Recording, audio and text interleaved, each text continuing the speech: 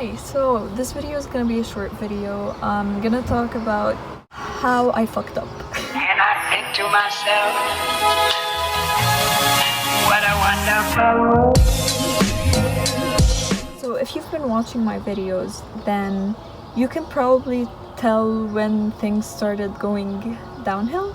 And since then, I haven't really done anything to change the way I'm acting towards how I'm feeling. Does that make sense? It doesn't even make sense. No, that doesn't make sense. Yeah, I guess for a while, I listened to my eating disorder. I was doing what it wanted me to do.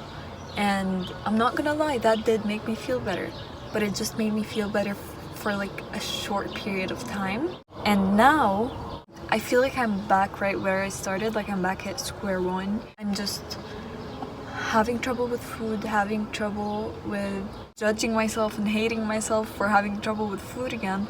Because if you were watching my videos during summer, you could probably tell by the videos that I was doing really well with food and I was so proud of myself. Like for once, I was actually like doing well and I felt comfortable and I had more energy and I enjoyed my time with family. If anything, like I did have struggle with my body image and maybe like a bit I was struggling with depression and like anxiety and those kind of thoughts, but overall I was doing better. I had more energy, I don't know, it was just amazing. And I was like, I'm never gonna go back to my old behaviors. That's just never gonna happen. Well, it did.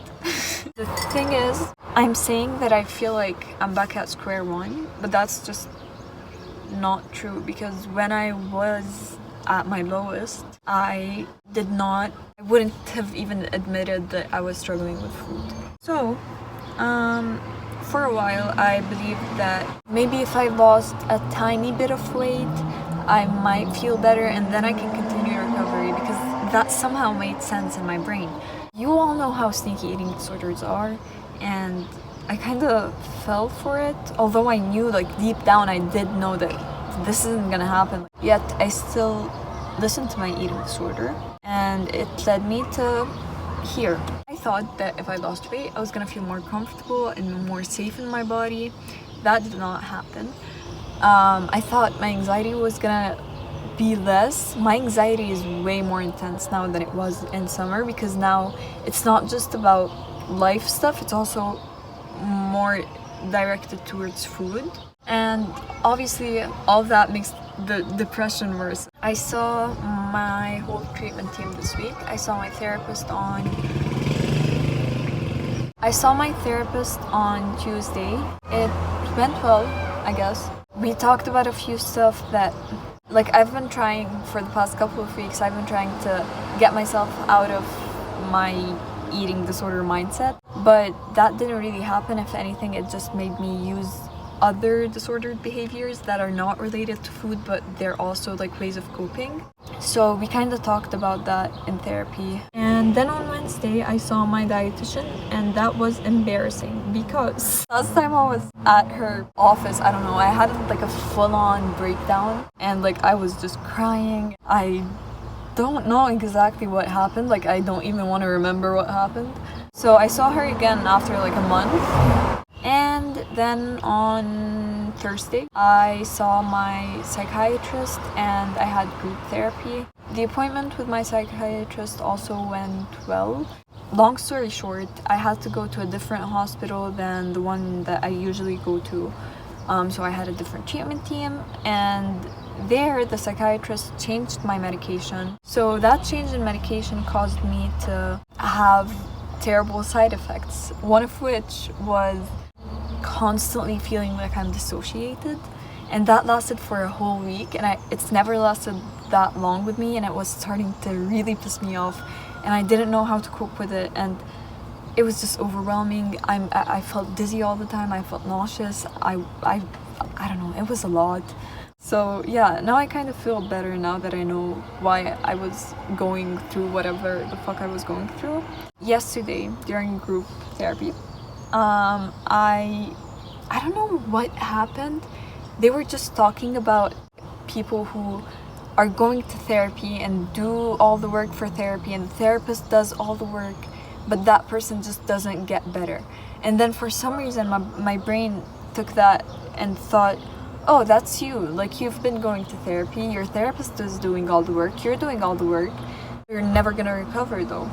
And that thought made me feel very nervous. I started thinking about, oh, what if people just give up on me and not... I don't know, what if other people start accepting the fact that I'm never gonna get better and they just stop trying to help? I don't know, it just got too overwhelming, and then by the end of it, I was like, I couldn't breathe. One of the doctors who was there, she talked to me. I was like, yeah, I'm good, can I have a minute? She was like, sure. We went outside, she was asking me like if I'm good. I just wanted some time to be on my own, although I know that her job was to be there and stuff. But I just needed some time on my own to calm myself down, because that's what I usually do. Like, I'm not used to having people around me when I'm panicking. So she started asking me, she was like, what do you usually do when you feel this way? I couldn't come up with an answer, so I was like, nothing, I just sit with it. And she's like, well, that's not very skillful. I'm like, in my brain, I was like, Dana, just talk. Like, it's not that hard. You can just like tell her that the stuff you use and the things that help. And then I was like, I usually wash my face.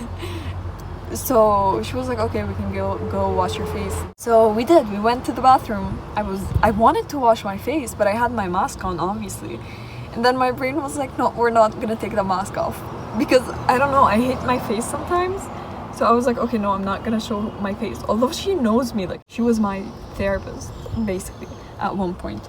But my mind just was like, nope, we're not taking the mask off. You're not gonna wash your face. So I just put my hands in water. I was like, that's good. Like, I'm good, thanks.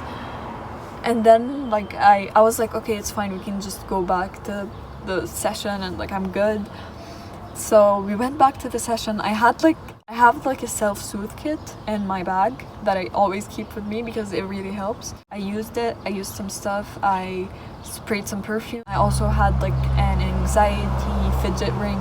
So I used that, and like I was trying to use all my senses, and I was like, okay, Dana, just keep yourself grounded. Just a few more minutes and you're out of here. And that's what happened. Like at the end of it, I was like, I just want to go home. Like, I'm so, like, I hate having or feeling overwhelmed when I'm in public, because it's like I kind of make a scene, and I hate that, and it makes me more nervous. So just the thought of me making a scene made me even more nervous, like the whole time I was out. So anyway, by the end of it, I was feeling fine, and everybody in group therapy is so sweet and nice. Now I'm good.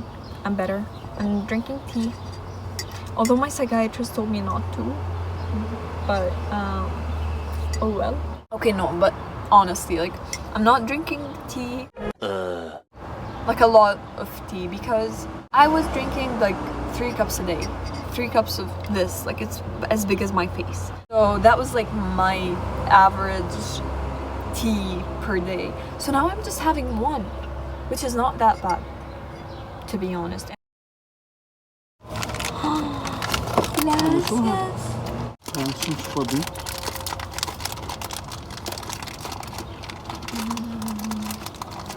Anyway, I'm gonna snack on these. I don't know what this video is, but if I want you to take anything from this video, it's that you're never gonna satisfy your eating disorder. The thing it's telling you that it's gonna make you feel better about, that's a lie. Trust me. No matter what that thing is, it's just gonna make it worse for you in the long run. If you're struggling, please reach out for help.